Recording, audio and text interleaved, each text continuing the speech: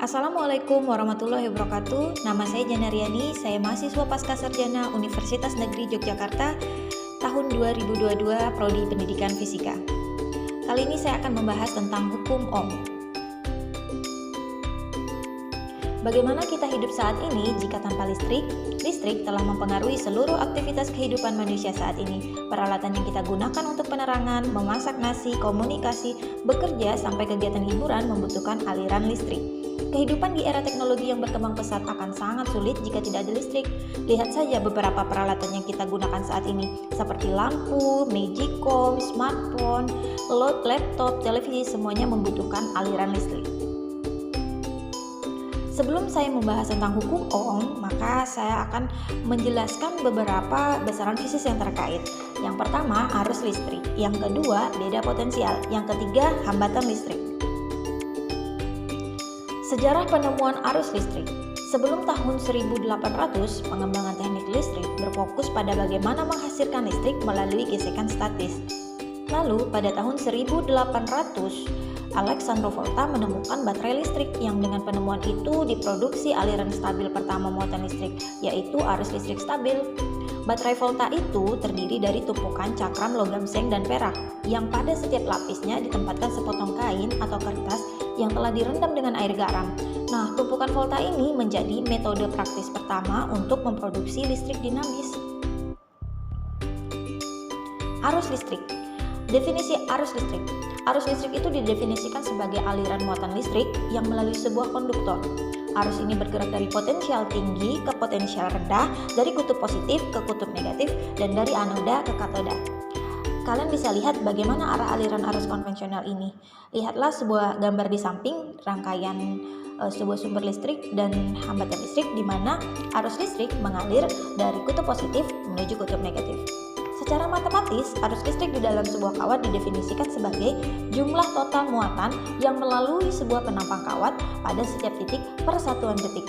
Dalam rumus matematikanya, I sama dengan Q per delta T, dan Q dengan Q adalah muatan listrik dalam kolom, delta T adalah selang waktu dalam sekon, dan I adalah kuota arus dalam ampere. Arus listrik. Kira-kira apa yang terjadi saat baterai dan lampu dirangkai seperti di bawah ini? Kalian bisa lihat di sini ada 3 gambar. Gambar yang pertama, di mana kawat dihubungkan dari kutub positif baterai menuju lampu. Muatan bisa saja mulai mengalir dari baterai menuju bola lampu, tetapi menemui jalan buntu, sehingga aliran akan seketika berhenti. Pada rangkaian ini tidak ada aliran arus karena rangkaian terbuka. Gambar yang kedua, di sini rangkaiannya tertutup. Namun, kawat hanya terhubung ke salah satu terminal baterai, sehingga tidak ada beda potensial yang dapat menggerakkan arus. Gambar yang ketiga, rangkaian ini lengkap. Muatan dapat mengalir dan keluar dari salah satu terminal baterai melalui kawat dan bola lampu, dan masuk ke terminal lainnya. Nah, skema ini akan menyalakan bola lampu. Jadi, arus listrik itu dapat mengalir hanya jika di dalam rangkaian terdapat lintasan penghantar yang kontinu. Beda potensial. Kalian bisa lihat di sini ada 4 gambar. Gambar ini merupakan gambar sepotong kawat, sepotong benda yang memiliki muatan-muatan. Beda potensial. Apa itu beda potensial? Lihatlah ada 4 gambar di sini. Ini adalah sebuah batang logam yang ada muatannya masing-masing. Gambar A ini banyak sekali muatan positif. Gambar B sedikit muatan positif. Gambar C sedikit muatan negatif. Dan gambar D banyak sekali muatan negatif. Manakah dari gambar di samping yang memiliki potensial paling besar? Ya, benda A memiliki muatan positif paling besar. Kenapa? Sehingga benda A memiliki potensial paling tinggi. Salah. Benda A memiliki muatan positif paling besar, sehingga benda A memiliki potensial paling tinggi, disusul oleh benda B, C, baru kemudian D. Jadi, apa itu potensial listrik? Potensial listrik adalah banyaknya muatan yang terdapat dalam suatu benda. Nah, suatu benda dikatakan memiliki potensial listrik yang lebih tinggi dari yang lain jika benda tersebut memiliki muatan positif lebih banyak daripada muatan positif yang lain. Nah, lalu beda potensial itu berarti potensial yang satu berbeda dengan potensial yang lain. Beda potensial ini berfungsi untuk mengalirkan muatan dari satu titik ke titik lainnya. Secara matematis, beda potensial itu didefinisikan sebagai energi yang digunakan untuk mengalirkan muatan listrik dari satu titik ke titik lainnya dalam kawat penghantar, atau V sama dengan W per Q. Dengan V itu adalah beda potensial satuan volt dan W adalah usaha dan energi muatan listrik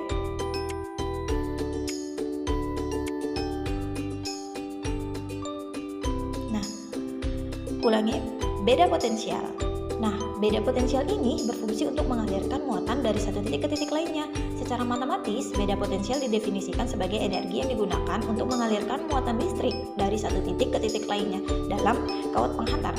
Atau V ini sama dengan W per Q. Jadi V itu sama dengan beda potensial V dan W itu usaha atau energi dalam satuan joule dan Q itu muatan listrik.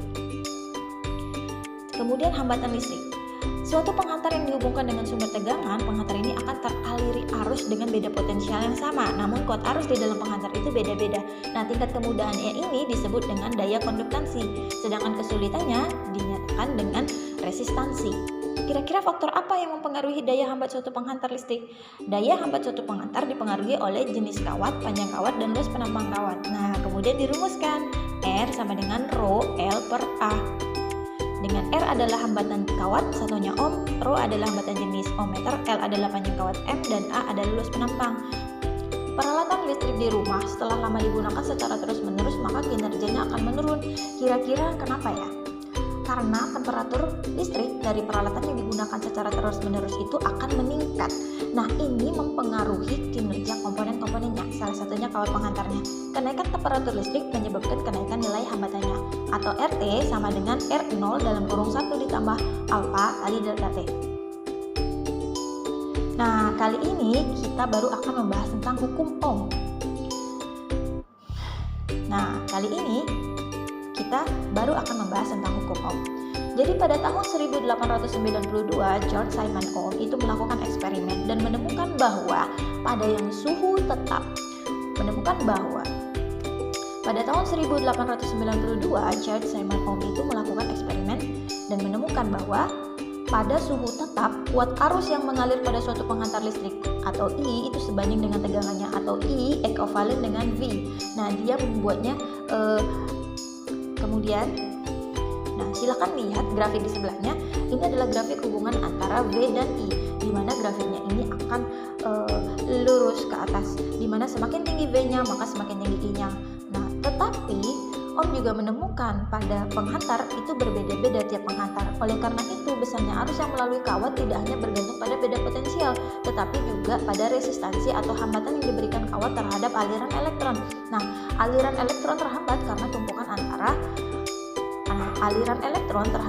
tumpukan antara atom-atom di dalam kawat. Jadi, perbandingan antara beda potensial dan kuat arus listrik ini dinamakan hambatan listrik, atau R sama dengan V per I. Dengan R adalah hambatan listrik dalam satuan Ohm dan V adalah beda potensial atau tegangan listrik dalam satuan V, dan I adalah kuat listrik. Jadi R ini tidak terpengaruh dengan V dan R tidak terpengaruh terhadap I, tapi R itu adalah karakteristik dari setiap penghantarnya. Nah, untuk mencari nilai R-nya itu didapat dari V per I. Cukup sekian penjelasan dari saya, semoga bermanfaat. Wassalamualaikum warahmatullahi wabarakatuh.